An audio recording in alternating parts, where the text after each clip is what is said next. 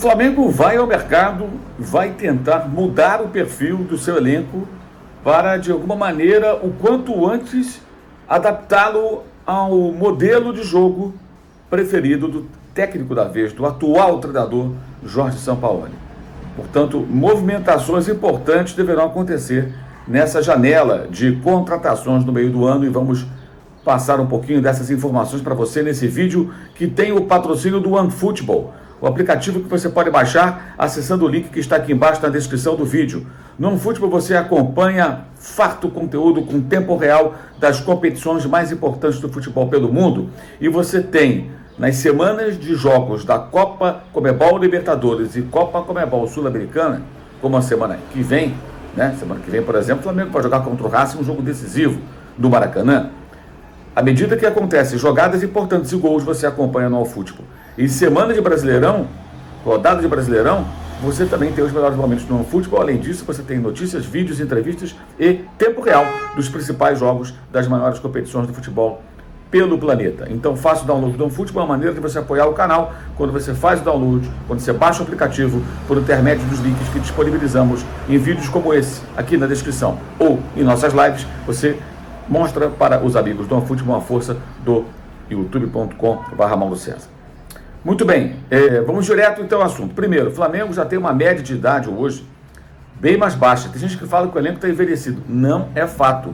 Aliás, no meu blog no All Sport, o link está aqui na descrição, eu mostro que nos 6 últimos jogos, o Flamengo jamais teve média de idade mais alta do que as dos seus adversários.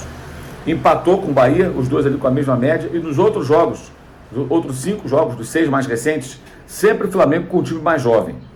Então isso é importante ressaltar. Existem veteranos, mas esses veteranos já não são titulares. Vidal, Davi Luiz, Felipe Luiz, Everton Ribeiro está machucado. E isso derruba ainda mais a média com a chegada de vários jogadores que ainda estão na faixa dos 20 e poucos anos.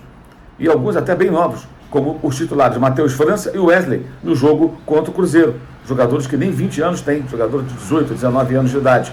E aí você tem Fabrício Bruno, Léo Pereira, Ayrton Lucas, Pulga, você tem vários jogadores, Pedro, Gabigol, né? Evidentemente Cebolinha, são vários jogadores que não têm 30 anos. Jogadores que estão ali nos 25, 26, um pouco mais, um pouco menos. Então a média realmente caiu em relação ao time do ano passado, ao time que vinha aí com remanescentes daquele ano de ouro de 2019. Então o Flamengo já fez uma transformação do seu elenco e isso vai continuar, inclusive com a tentativa dos dirigentes de adaptar cada vez mais o perfil do elenco às expectativas do técnico e também tentando, falando português claro, até se livrar de alguns jogadores caros que hoje tem uma relação custo-benefício muito baixa. Veja aí na tela a situação de alguns jogadores, chegadas e partidas que o Flamengo poderá ter. Começando pelo Luiz Araújo, já contratado, é um ponta-direita, jogador velocista, que vai chegar agora para o segundo semestre, revelado pelo São Paulo, foi campeão francês pelo Lille e estava no Atlanta, na Major League Soccer nos Estados Unidos. O De La Cruz, o Flamengo tentando contratar, o jogador pertence a uma parte grande ao empresário, o Paco Casal. Tem também o River Plate aí, que é o seu clube e que detém parte dos direitos, que está jogando duro com o Flamengo, evidentemente. Parte pertence a ele, ex-clube. É um jogador todo fatiado, é uma negociação difícil, o Flamengo tenta viabilizar. O Alan, o Flamengo negocia com o Atlético, também negociação difícil. Se não for o Alan, vai atrás de outro volante. O Flamengo tenta esses dois jogadores de meio campo. O De La Cruz para diferentes posições do setor e o Alan para ser o volante que o Flamengo busca desde a saída do João Gomes, um jogador a mais para esse setor, ainda mais com a fase ruim do Thiago Maia, isso parece ainda mais necessário. Lateral esquerdo. O Flamengo vai buscar um lateral esquerdo, pelo menos não é a prioridade, mas a posição está na lista. Por quê? Felipe Luiz tem jogado pouco, você não sabe exatamente quando pode contar com ele. Então Ayrton Lucas é forçado a participar de várias partidas, quase todas. Isso tem preocupado bastante.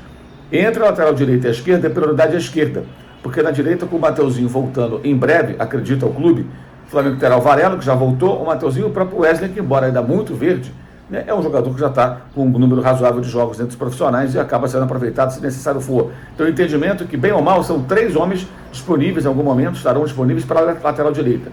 E você tem um para a esquerda e um outro que é sempre uma dúvida, até por já ser um veterano, que é o Felipe Luiz.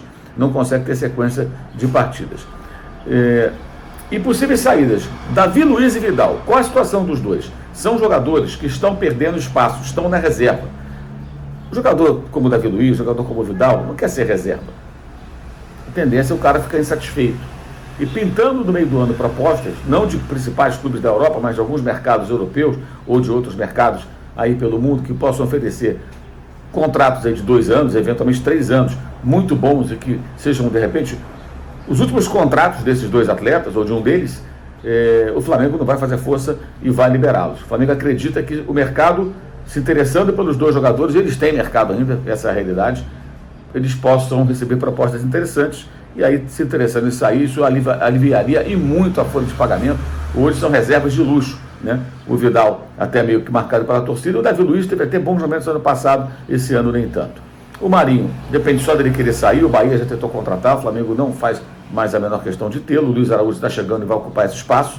O Pablo, pouco utilizado, praticamente não utilizado, também é um jogador que tem mercado, deve ser liberado. E o Hugo, né, que o Flamengo já tenta negociar há algum tempo, ainda não foi, mas terá nova chance de deixar o Flamengo. Para o ano que vem, atenção, Everton Ribeiro é um jogador com baixo histórico de lesões, seu histórico de lesões não é grande, todo mundo sabe disso, embora esteja se recuperando de uma lesão muscular, coisa que ele não sofreu no Flamengo até então, um jogador que o Flamengo ainda acha que pode ser útil, deve continuar para o ano que vem. Se fosse hoje, no final do ano, ele renovaria, essa é a questão. Hoje, terminou o ano, agora o Everton Ribeiro renovaria contrato. O Flamengo entende que ele ainda é um jogador importante e útil e que pode acrescentar, mesmo não sendo titular absoluto. Importante é o entendimento dele de que ele vai ser menos utilizado do que vinha sendo até o ano passado, mais ou menos como aconteceu com o Diego Ribas, a partir de 2019, com a chegada do Jorge Jesus. Ele voltou até a ser titular na campanha do título brasileiro 2020 com o Rogério Ceni, mas ficou a maior parte do tempo, desde 2019, como reserva, ele que era capitão do time, inclusive. Se o Everton Ribeiro entender bem isso, ele vai continuar no Flamengo, o Flamengo deseja mantê-lo. Mas 2 jogadores importantes, remanescentes de 2019, se hoje terminasse o ano, olha, não ficariam. Bruno Henrique, que é um jogador que se recuperou clinicamente da seríssima lesão no joelho, com cirurgia e tudo mais, mas não tem sido relacionado. O entendimento é de que ele precisa mostrar condições de jogo para que possa ter um contrato prorrogado para o ano que vem. É um jogador caro, né? Ele, por merecimento dele, teve significativo ganho salarial depois de 2019, com aquela temporada espetacular que ele apresentou. Então o Bruno Henrique é um jogador que hoje o Flamengo provavelmente não renovaria contrato, ele tem que acelerar essa recuperação, é coisa muito de cabeça, segundo a gente apurou. O jogador tem seguro para algumas divididas, algumas disputas de bola. Aí quando treina, evidentemente no treino, os colegas de time não vão arrepiar o cara, mas no jogo, a Vera, o adversário vai chegar junto, ele não está sentindo seguro, ele precisa correr um pouquinho contra o tempo, começar a mostrar serviço para que possa merecer, digamos assim, mais um ano de contrato do Flamengo e aí, quem sabe, até deslanchar novamente, se tiver boa recuperação. Velocidade, ele já está recuperando boa parte, já está conseguindo correr quase na velocidade que ele atingia no seu auge. Esse é um número importante, mas demonstra muita insegurança. Teve também uma questão até da tendinite aí que o incomodou, como foi publicado inclusive pelos colegas do site GE. E o Rodrigo Caio, esse deverá sair. É um histórico muito longo de lesões, não tem sido utilizado pelo Sampaoli, é um zagueiro que ao longo de toda a sua carreira se machucou muito, então esse é muito pouco provável que fique no Flamengo para o ano que vem. O Rodrigo Caio, eu diria que só vai permanecer se de forma surpreendente ele começar a jogar bem e ser escalado, virar completamente o jogo. Mas a tendência hoje é o Rodrigo Caio não ficar no Flamengo para o ano que vem. Então esse é um cenário aí que a gente tem aí de mercado que vai se esboçando, tá? E que a gente vai ter mais convicção à medida que os fatos forem acontecendo e você vai sempre acompanhar com nossas opiniões e informações aqui no canal, ok? Esse vídeo tem o patrocínio de OneFootball, faça o download do aplicativo, link na descrição. Aproveite, Copa Conmebol Libertadores, Copa Conmebol Sul-Americana, lances, melhores momentos, gols, você acompanha no OneFootball à medida que vão acontecendo e também lances do Campeonato Brasileiro da Primeira Divisão. Live nessa quinta-feira, depois do Fla-Flu, Flamengo e Fluminense, o jogo às 8 da noite, lá para as 10h15, estaremos conversando aqui ao vivo sobre essa partida pela Copa do Brasil. Aqui embaixo também você sempre confere os links para o canal de cortes, para o clube de membros, para o curso online de jornalismo esportivo e para o blog do Mauro César no Esporte. Leia o meu texto sobre esse assunto, o link também aqui na descrição, evidentemente. E claro, use 360, produtos do canal, camisetas, canecas, live soft open e muito mais. É isso, valeu e saudações.